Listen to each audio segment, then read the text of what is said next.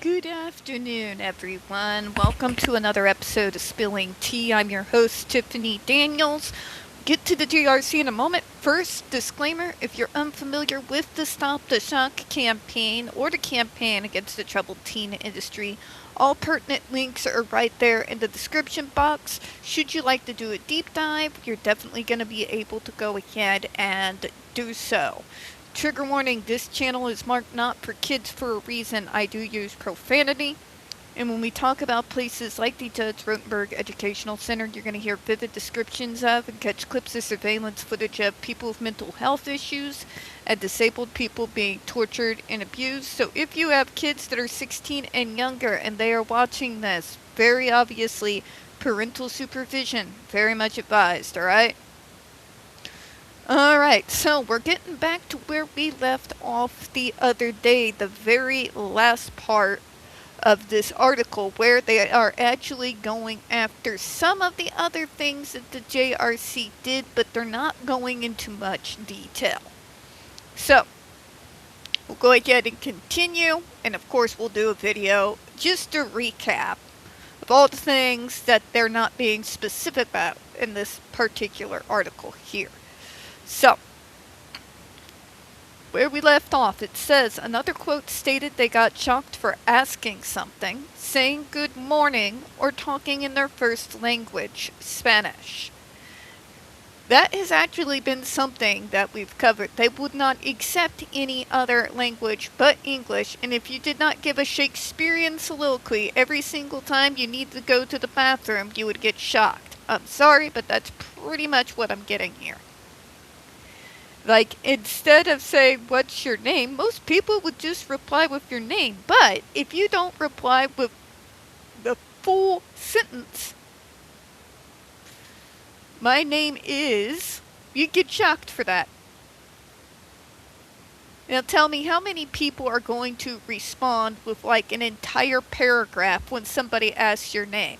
They asked your name, not your life story. Okay?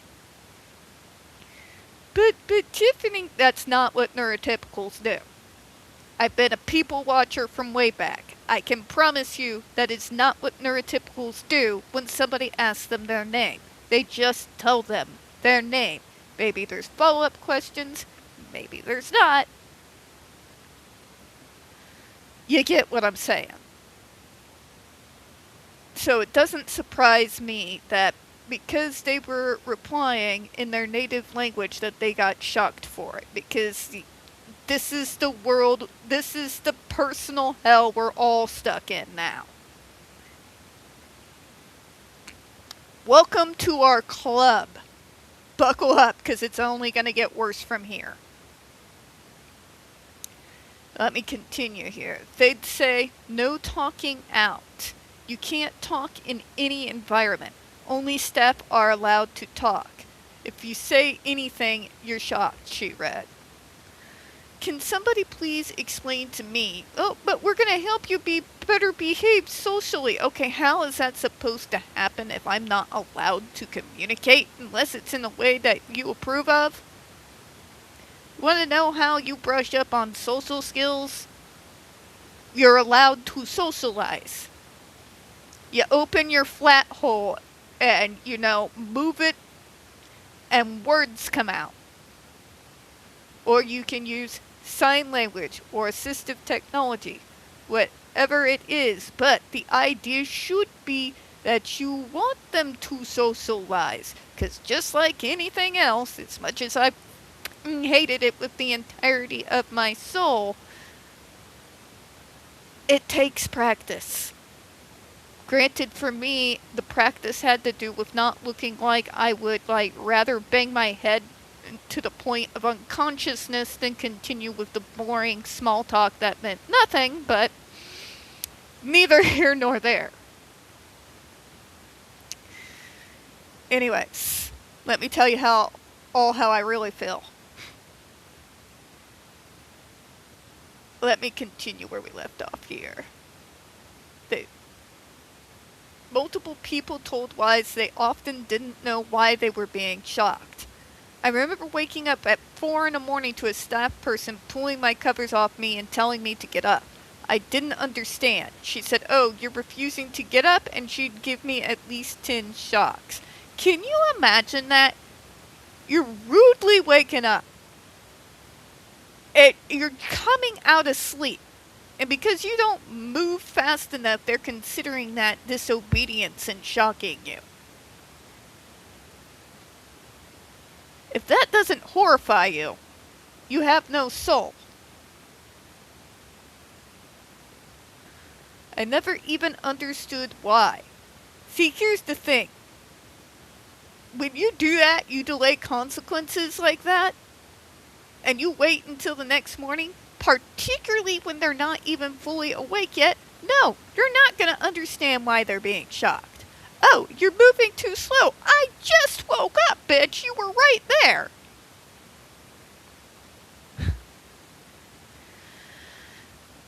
We have an epidemic of hostile Karens. I don't know what else to tell you.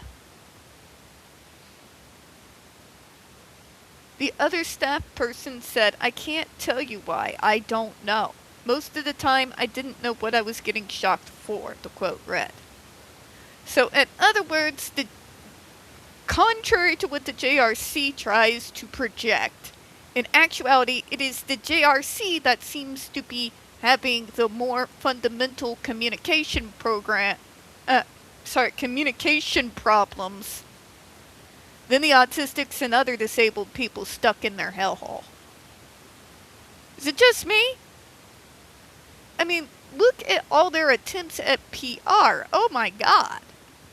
Fire that guy. Like, super fire him. Is that a thing?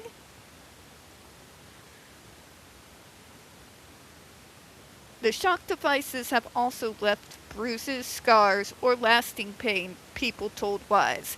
Things that we can actually back up with facts called ER documentation, ER photos, and video surveillance footage. Do not try me. Today is not the day. The JRC describes sharks as harmless and life-saving 2-second applications that are done less than once per month. We've all seen how much that is a lie by simply looking at Jennifer Basubro's behavioral sheet. But okay, JRC, once a month. Sure, Jan. Even if that were the case, it still shouldn't be happening. It'd be like an abusive parent. But I only backhand him at the first of the month. As though that excuses it somehow. It's not all the time, so that's not bad, right? Yes, it is bad. It is evil. You belong in Dante's nice circle of hell. Half frozen, trapped in bitter wind you'd never survive as a human being for all eternity. Yeah, I said it. Not sorry. People on the devices have also failed all other possible treatments at numerous facilities across the country, including, here we go, psychotropic drugs. We've already been over how much that is utter and complete bullshit. Have we not? Have we not at this point? I would think that we have. We're not as far along in the article as I thought. Alright, so one more paragraph here, and then we'll go ahead and leave the rest for the next one. In March 2020, the U.S. Drug Administration banned electrical stimulation devices used for self-injurious or aggressive behavior. But that decision was overturned.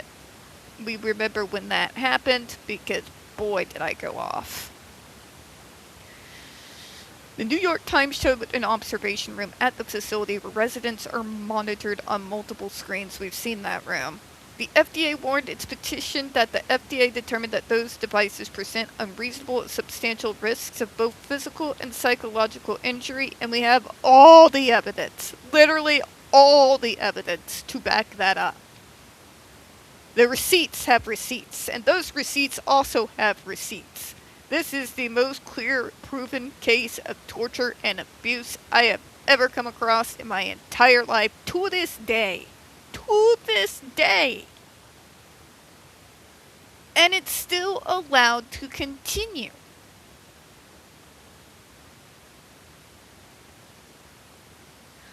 The FDA warned in its petition that the FDA determined that those devices present, we just read that, sorry.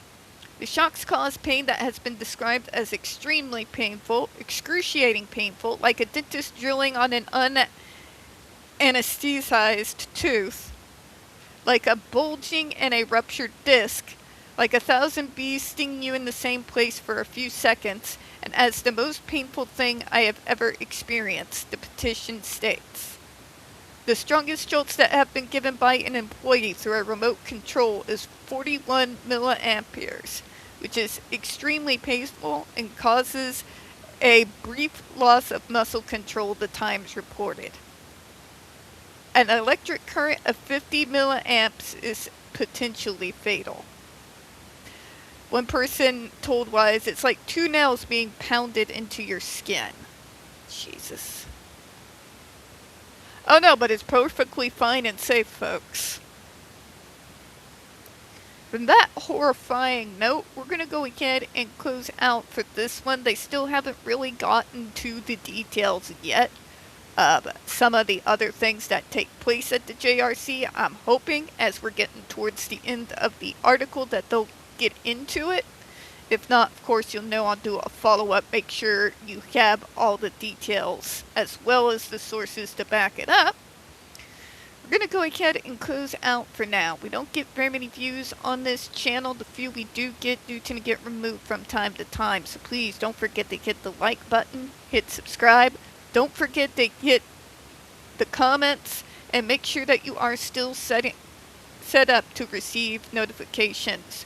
We don't want you to miss any of this, and we certainly don't want you to miss out on the Down the Rabbit Hole or Snake Oil Salesman series. I do appreciate your time, and as always, folks, we here at Spilling Tea absolutely do. Hope you have a good one. We'll see you all next time. Bye-bye, everyone.